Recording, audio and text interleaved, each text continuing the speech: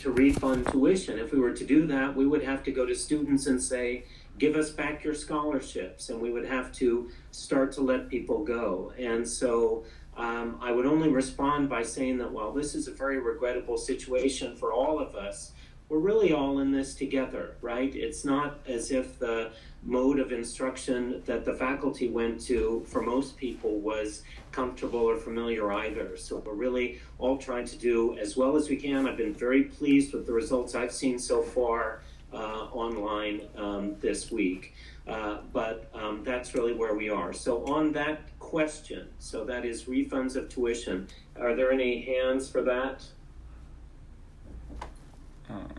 Okay, and the reason I look to the side is my camera's here, but the screen that shows me who's here. Okay, so Dimitri Johnson Cantu, you have a question.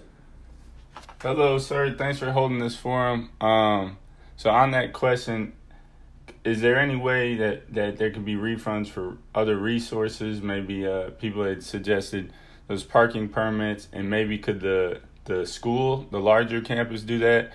And also, I think one of the, and this may go to a further question that you're going to address later, but I know that we're all in this together, but it's hard to feel like that when you don't feel like you were asked about the decision or that your input was taken into account.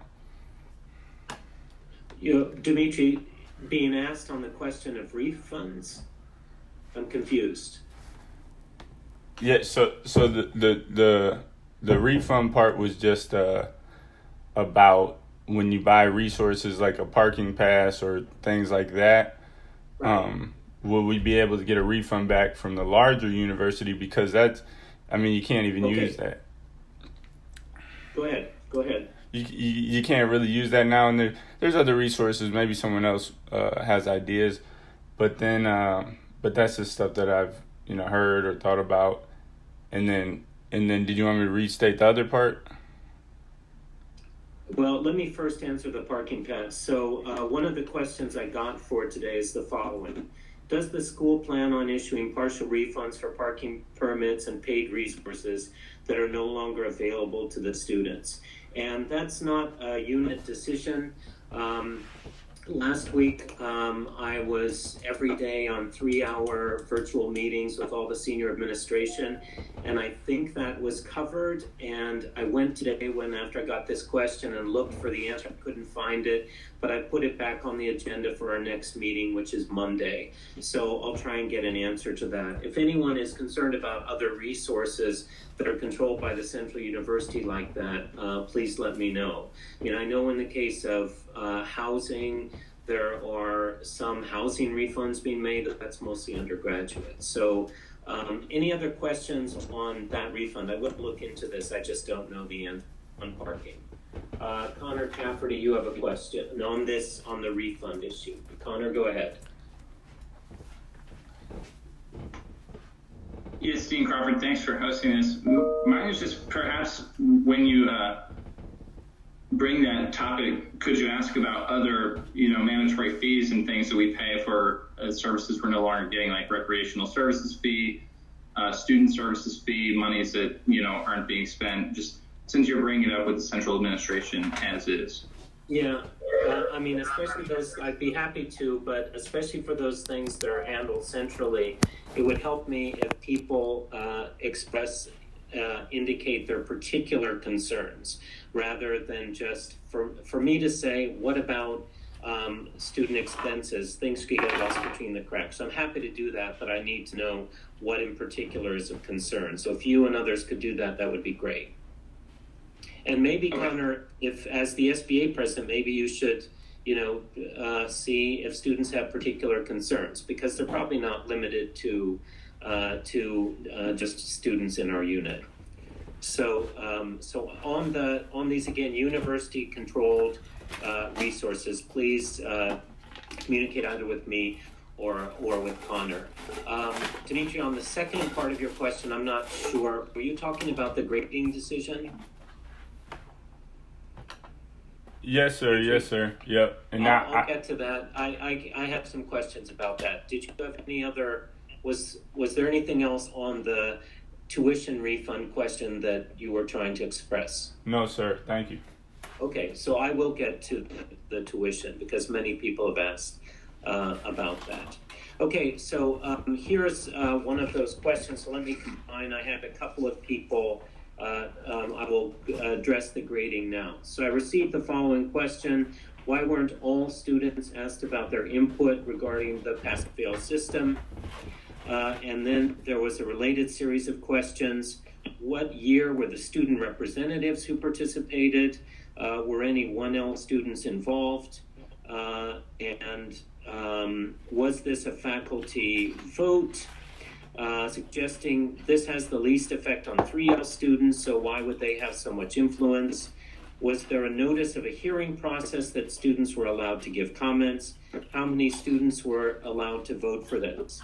And why did the law school decide to allow students not to choose? So first, I sent out, and I'm saving these emails, I sent out an email very soon after we went to online. It was probably in the Monday or Tuesday after spring break, but I have it somewhere where I sent my first message to students saying what was happening, what we were going to be doing, and I mentioned in that email that we would be looking at grading. After that, and I don't know if Professor Sweeney's on this call, but she and Dean Sweeney and Dean Smith can both attest that we've started receiving lots and lots of comments for students. So, in a crisis situation, I think we viewed that as an invitation for people to talk about the changes, and we received dozens and dozens of responses. Could it have been done that we could have polled the students? I know of one out of 189 law schools that did that based on the discussions I've been having with all the other law deans in the country, but it was not the practice we followed, and maybe we should have, but this is a crisis situation. So I do think that we got a pretty robust student participation. The students who vote, this is provided for in our bylaws, in our faculty bylaws, and so they are regular attendees at all faculty meetings. Those students who participated are the SBA president and the editor-in-chief of the Law Review, so they voted. Other students were actually in the meeting. In response to the question, was there a 1L in the meeting? I don't recall that, but I was also, for the first time, hosting a meeting with 30 plus people on it. So frankly, I just don't know. So that's my response to that series of questions. And Professor Sweeney, are you? I don't think.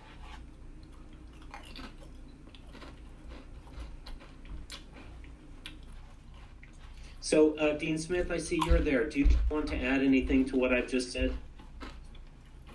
Yeah, so I think we have a list. I can figure out if I can determine a list of who attended. We did it through Collaborate, and Collaborate keeps track of everybody who signed in. So I think I can find that for you, just so people can know. I want to echo what the dean said about getting lots of communications from people. I think the majority went to the dean and to Dean Sweeney, but I also got communications from students, and I was often copied on. It was, the message would make the rounds to the dean, Dean Sweeney, and myself. So I think we had a pretty good input to us, and I would also note that the students reached out to faculty. So there were many faculty who came to the meeting, having spoken to students independently of the administration. So there was a lot of input and a lot of consideration by the faculty of the concerns that students had, and those were raised by faculty during the meeting. Right. I might also share, there are a couple of other surveys. Dean at a law school in New England has been compiling responses. As of this morning, he had 72 responses, so that's almost half. All U.S. law schools just answered his. And the overwhelming choice of most U.S. law schools has been to go to the pass-fail for the reasons we explained in our email about this. And there are a couple of others as well, and I'd be happy to share these documents with students through the SBA if there's interest. But I feel that we gave almost 3 hours of faculty consideration just to this issue. It was taken very, very seriously, and the equities all around were weighed. And as Dean Sweeney has said many times, we know that there's no perfect solution. But we were trying to come up with something expeditiously to give people some comfort in very tense times. And then next Tuesday, we're going to have another special faculty meeting to iron out some details related to grading and other things. If there's any, we have some hands up, but do any other faculty or who are on the call want to add anything?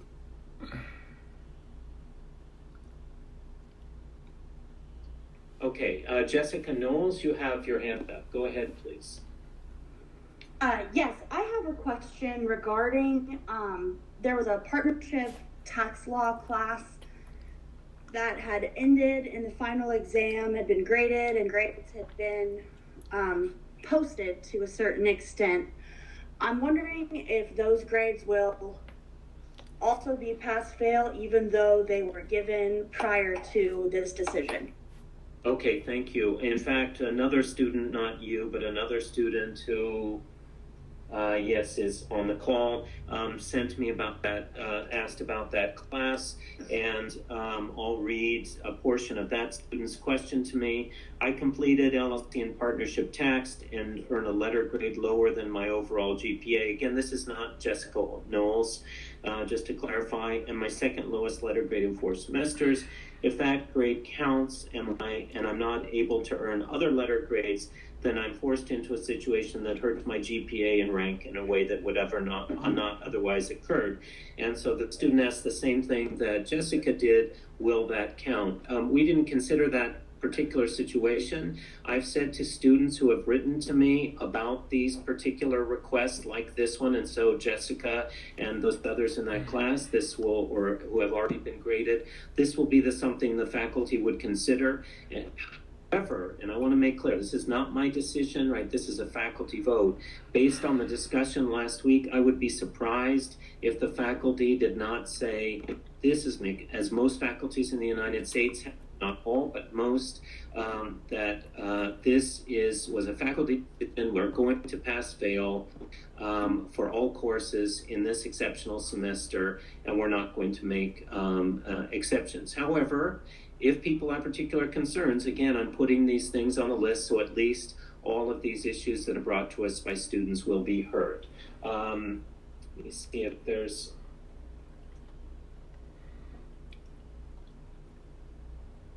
Okay.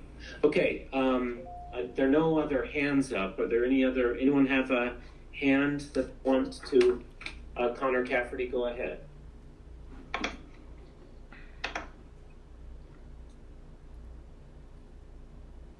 Dean Crawford, has the school heard anything from the Office of Bar Admissions about the July bar exam? I know it's not a school determination, but I know many students are chattering about that. Yeah. So I'm happy to answer that. So first, the National Conference of Bar Examiners today, if you go and look at their website, you'll see what they said. They've been talking to all of the state bar examiners. So the National Conference, of course, prepares the MBE, the multi-state, and then the states prepare their own portion, and the states oversee and administer it. So the NCBE has said they're going to wait.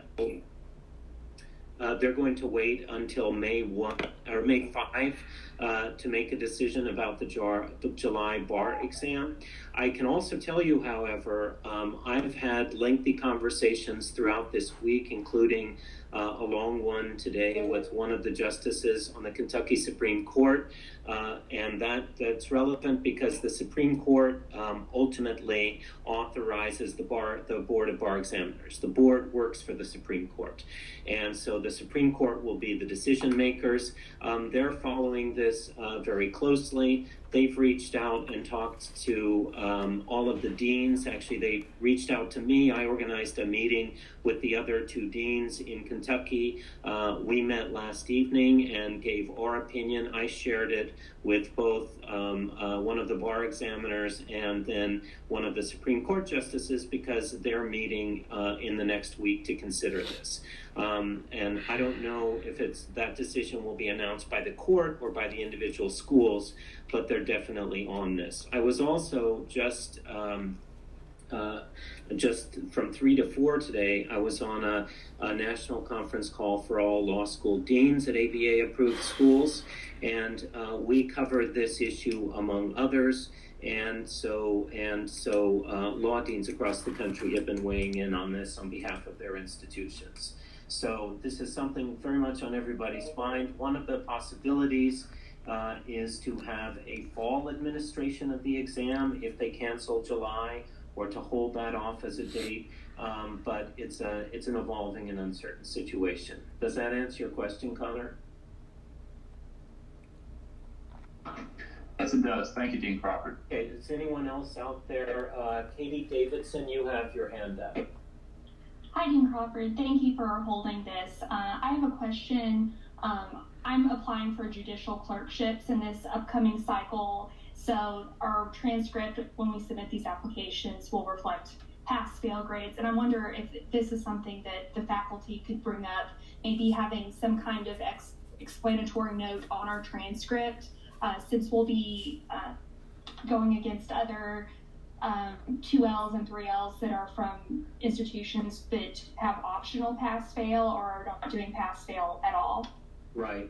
So, Katie, that's an excellent question. This is one of the issues that's going to be on the agenda. When I say going to be, I told the faculty I'm sending the agenda out on Monday because I wanted to wait and have it be as comprehensive as possible. But this is going to be on the agenda on Monday. And it's not just a question just for judicial clerkships, but for all jobs. And the question is really how exactly we evaluate when we give pass-fail.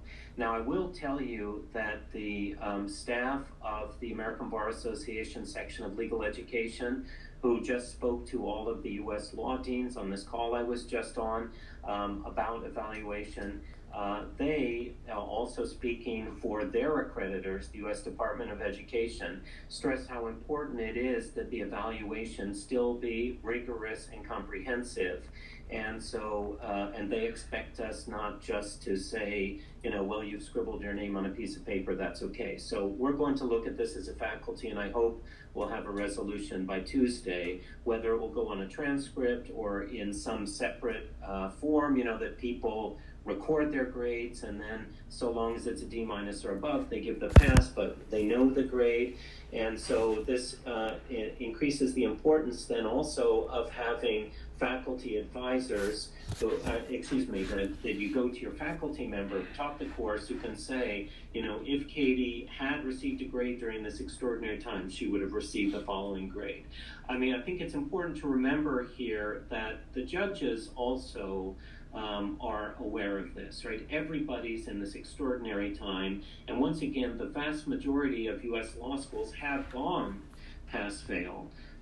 So everybody, most people's transcripts are going to look very, very similar. And there are some exceptions, but the overwhelming majority have gone the way we have. But I think there will be something, I hope, that can give you some solace. Does that answer your question, Katie? Yes, Dean Crawford, thank you.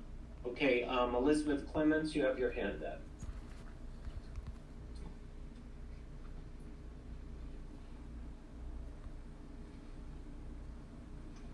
Elizabeth, I think you might be muted. Oh, I am. Thank you. Dean Crawford, I have a follow-up about what you had just said.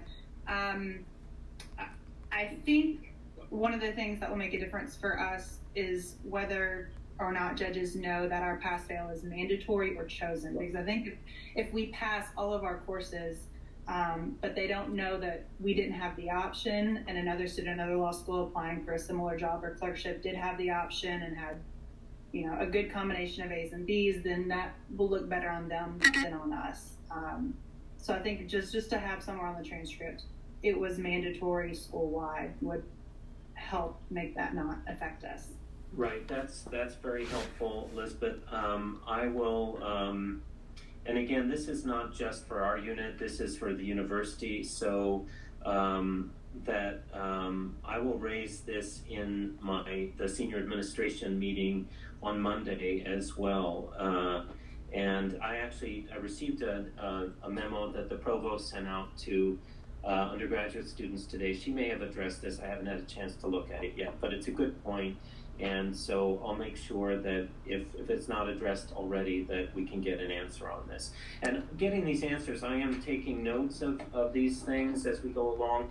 But if you don't have an answer, please be a squeaky wheel. As you might imagine, in this very chaotic time, sometimes things are falling between the cracks. And please don't hesitate to call at any time or email and try and get an answer.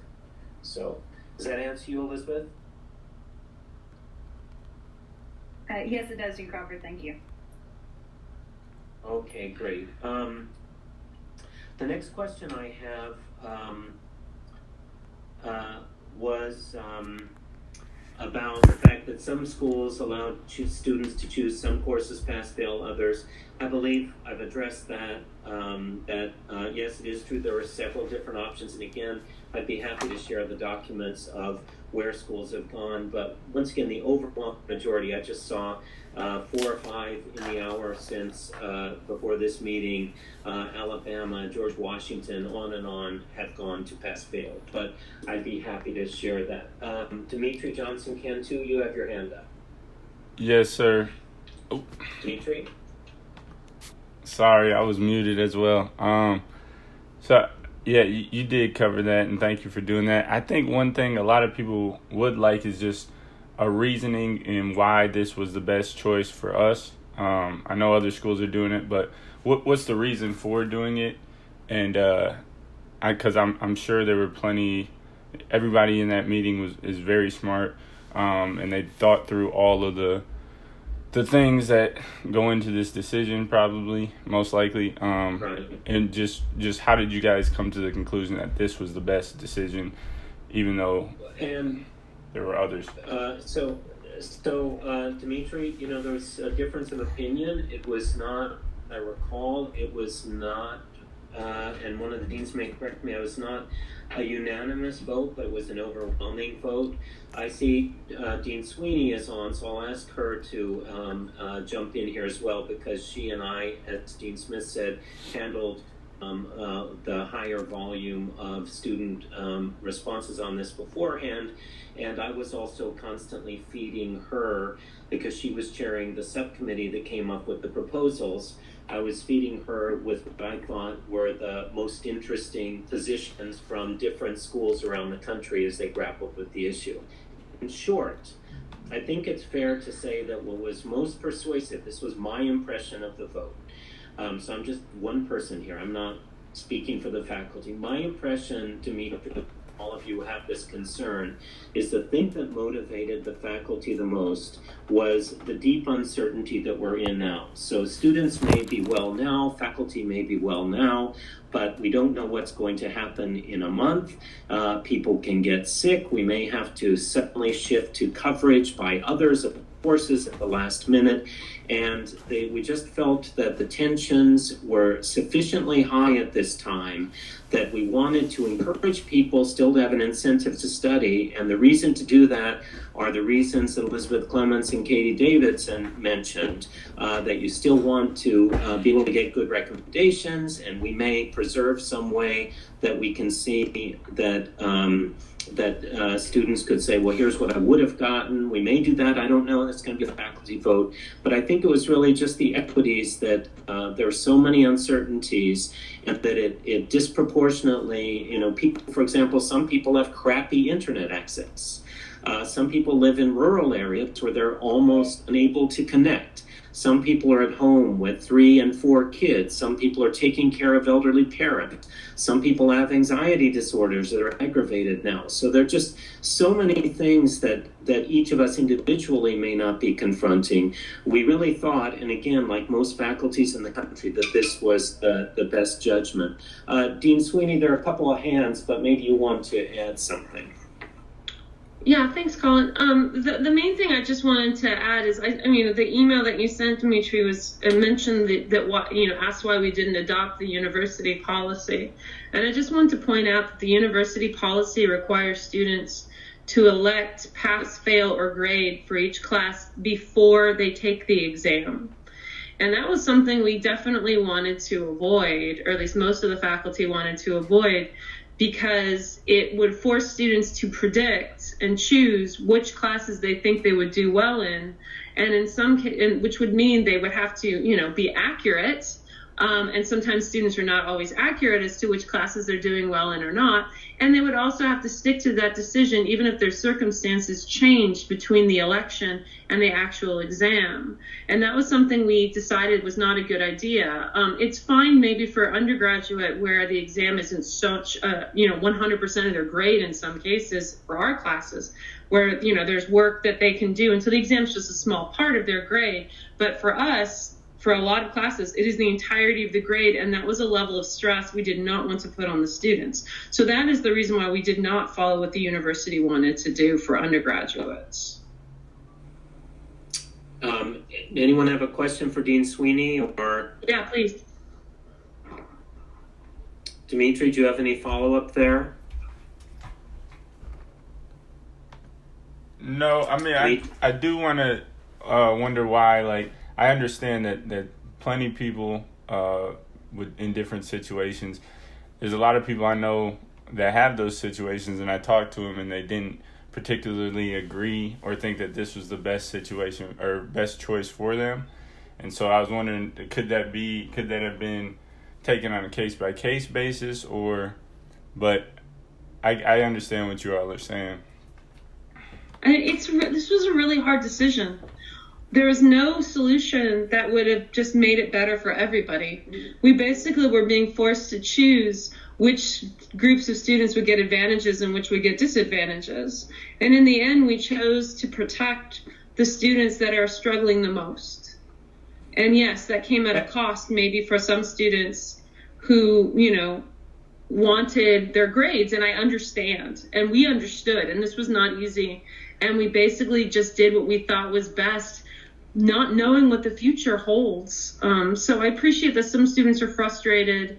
We are looking at kind of less, like some other things we can do to kind of mitigate some of the damage done by not having grades for an entire semester. So this isn't the end result, but we felt like instead of just, having these transcripts where some pass fail, some not, or some people would have pass fail and some wouldn't, that if we just take this semester as basically a wash because of the very quick decision that we had to make to move to remote, to online teaching, that, we're all trying to figure this out. We don't know, some faculty might get sick, like we don't know what's going to happen. And we didn't want it to just, be something that would, be something negative for students that are already struggling, just trying to finish their classes. So, I mean, that's just the choice we made, Dimitri. I know some people won't like it, and that was always going to be the case. So we just did our best. We have some people in the queue. Dimitri, do you have a follow-up? No, sir. Maybe later, but thank you all for your, no, Dean, I'm sorry. I keep saying sir, okay. I mean to say Dean, sorry. You can call me Colin if you want. It's my name. Colin, I'm happy to add a couple of words to this if that would help. Okay, this is I don't want to extend it. This is yes.